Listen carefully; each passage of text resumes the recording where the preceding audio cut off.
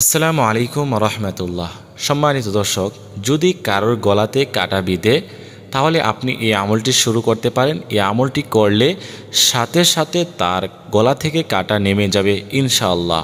খুবই পাওয়ারফুল, খুবই কার্যকরী কোরআনে একটি আয়াত রয়েছে। এই আয়াতটি সম্পর্কে ইনশাআল্লাহ আজকে জানব এবং আমল করার চেষ্টা করব। সম্মানিত দর্শক, আপনার বা আপনার ছেলে মেয়েদের যে কারোর গলাতে যদি আপনি দেখেন যে কাটা বিঁধে, মাছের কাটা, তো ওই কাটা কিভাবে আপনি সরাবেন।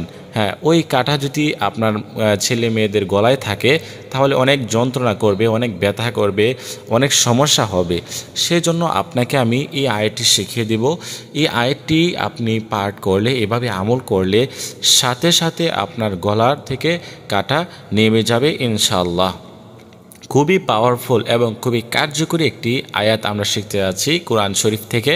তো আমরা কি করব, ধৈর্য সহকারে এই ভিডিওটি সম্পূর্ণ দেখার চেষ্টা করব। আর যারা এই আমলটি করতে চাচ্ছেন তারা অবশ্যই এই চ্যানেলটি সাবস্ক্রাইব করে পাশে থাকবেন, যাতে করে আমার আরও নতুন নতুন ভিডিওগুলো আপনারা সবার আগে পেয়ে যান। সম্মানিত দর্শক, খুবই দুঃখজনক একটি বিষয় হচ্ছে যে আমরা পেরেশানির মধ্যে পড়ে যাই যখন আমাদের গলার মধ্যে কাটা বিঁধে।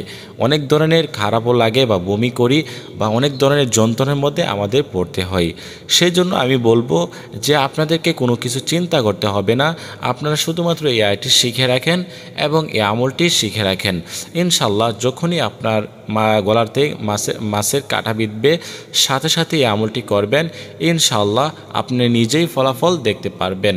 সম্মানিত দর্শক, আপনার ছেলে মেয়েদের যদি এভাবে মাছের কাটা বিঁধে, আপনি তাদের জন্য এই আমলটি করতে পারবেন। যে কারোর জন্য আপনি এই আমলটি করতে পারবেন। কি করবেন? প্রথমে আপনি গরম ভাত নেবেন, এক মুঠ গরম ভাত নেবেন। ওই গরম ভাতের মধ্যে আপনাকে এই আয়াতটি 10 বার পাঠ করতে হবে। সেই আয়াতটি কি? আয়াতটি হচ্ছে ফালাউলা ইযা বালাগাতিল হুলকুম, ফালাউলা ইযা বালাগাতিল হুলকুম, ফালাউলা ইযা বালাগাতিল হুলকুম, ফালাউলা ইযা বালাগাতিল হুলকুম, ফালাউলা ইযা বালাগাতিল হুলকুম, ফালাউলা ইযা বালাগাতিল হুলকুম, ফালাউলা ইযা বালাগাতিল হুলকুম। তো এরকমভাবে আপনি 10 বার এই আয়াতটি পাঠ করবেন। হ্যাঁ, 10 বার পাঠ করতে হবে। 10 বার পাঠ করে ওই যে গরম ভাত নিয়েছেন এক মুঠ, ওই গরম ভাতের উপরে আপনি একটি ফু দিবেন, দম করবেন কয়েকবার। তো দম করে ফু দিয়ে ওই গরম ভাত আপনি গিলে ফেলবেন। হ্যাঁ, খেয়ে ফেলবেন, গিলে ফেলবেন, চাবাই না। আপনি শুধু শুধু আপনি ডাইরেক্ট গিলে ফেলবেন, গিলে ফেলার চেষ্টা করবেন। যদি এভাবে আপনারা আমলটি করেন, ইনশাআল্লাহ সাথে সাথে আপনি ফলাফল দেখতে পারবেন যে আপনার কাটা গলা থেকে চলে গিয়েছে, আপনি সুস্থ হয়ে গিয়েছেন, ভালো হয়ে গিয়েছেন।